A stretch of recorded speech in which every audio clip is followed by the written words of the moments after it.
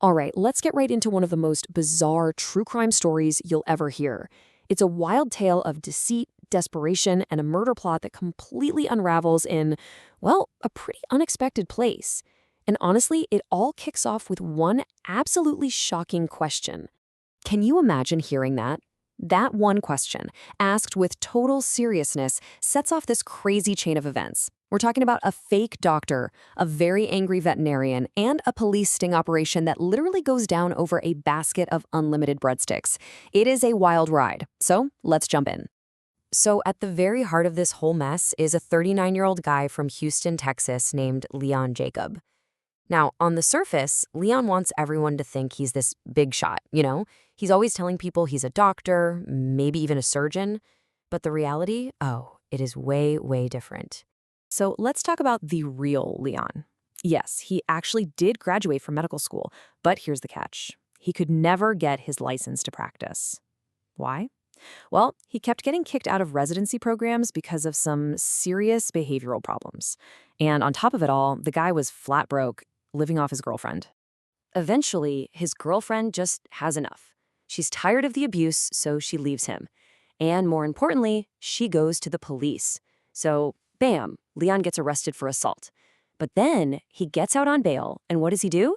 He immediately starts stalking her. And, you guessed it, bam, he gets arrested again. So now Leon is absolutely furious about these arrests, and he decides he needs to get rid of his ex-girlfriend permanently. The problem is he doesn't exactly know any hitmen, so he ends up finding a guy through a friend of a friend, someone who'd supposedly been in the military. Okay, so Leon meets with this guy and makes his pitch, and the so-called hitman, he agrees. He takes a down payment from Leon and then just vanishes, completely disappears. He just took the money and ran. But Leon has no idea. He's just sitting there, thinking the job is still on. So while he's waiting for this hit that is never, ever gonna happen, Leon meets a woman named Valerie McDaniel. She's a local veterinarian. They just click instantly, and within weeks, Leon's moved into her condo. The thing is, Valerie has her own dark history with an ex-spouse. You see, Valerie is fresh out of a really bitter divorce, a nasty custody battle, the whole shebang. And to make matters worse, she owes her ex-husband a staggering $1.2 million. It was for buying him out of the vet clinic they started together. And that massive debt is just eating her alive. And this is where their thinking gets so twisted. Leon eventually tells her his whole plan to have his ex killed. Now, instead of being horrified, Valerie sees an opening. She basically says, hey, why don't we make it a 2-for-1 deal? Let's add my ex-husband to the list. They thought they could solve both of their problems with one single sinister act. So, how are they going to get this done? Leon figures, hey, we can just use the same guy I already paid. Only problem is, he still hasn't heard from him. So, in what has to be one of the dumbest moves ever, Leon goes to his bail bondsman to ask for help tracking the guy down. And he casually mentions he needs him for another murder. Well, from here, things start moving really fast. The bail bondsman obviously goes straight to the police. The cops track down the original hitman who admits he was just scamming Leon. So to avoid getting into trouble himself, he agrees to become an informant. He helps set up a meeting between Leon and a new, better hitman, who is of course an undercover cop. And where do Leon, Valerie, the informant, and this undercover officer all meet to plan a double homicide? An Olive Garden. I'm not kidding. You just can't make this stuff up. They are literally planning murders while, I assume, waiting for their tour of Italy combo. And at this dinner, things get chillingly specific. Leon tells the undercover cop he can kill his ex any way he wants. He doesn't care. But Valerie had a very clear plan for her ex-husband's murder. She says, and I quote, I want it to look like a carjacking gone wrong, and she agrees to pay $10,000 to make it happen.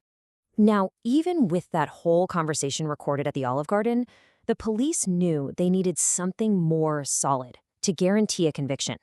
They needed undeniable proof that Leon and Valerie really intended to go through with this, proof that would stand up in court beyond any reasonable doubt. And that's a really interesting challenge, isn't it, for any law enforcement? I mean, how do you prove to a jury that someone was 100% committed to murder when the crime, never actually happened? A taped conversation is good, but you need something more. So their solution was as brilliant as it was, well, deeply unsettling. The police decided to give Leon and Valerie exactly what they were paying for: proof. They were going to stage the entire crime, and they'd do it with the help of the intended victims themselves. So the police contacted both of the exes. They laid out the whole insane situation, and amazingly, both of them agreed to help. They staged these photos, one of Leon's ex-girlfriend, tied up and gagged, and another of Valerie's ex-husband, made to look like he'd been shot and killed. So the undercover cop meets with Leon one last time. He shows him the photos as proof that the jobs are done, and Leon, seeing these pictures, he buys it completely. He hands over the final payment, and right there, in that moment, the trap springs shut. With that money changing hands, the police had everything they needed. They moved in right then and there. Bam! Leon Jacob was arrested. His bizarre, malicious plot was finally over. And almost at the exact same time, police moved in on his partner in crime. Bam! Valerie McDaniel was taken into custody. Her plan to escape her money problems through murder led her straight into a jail cell. The aftermath of this whole twisted story is just grim. Valerie McDaniel was released on bail, but facing the real possibility of life in prison, she ended up taking her own life before her trial could even start. Leon Jacob, on the other hand, went to trial. He was found guilty and sentenced to life in prison, which is where he still is today. You know, this story is just a stark reminder of how things like obsession and resentment and just sheer desperation can twist into something truly monstrous. It really makes you wonder, when people get pushed to their absolute breaking point, what dark paths are they willing to walk down, and who else do they drag into the darkness with them?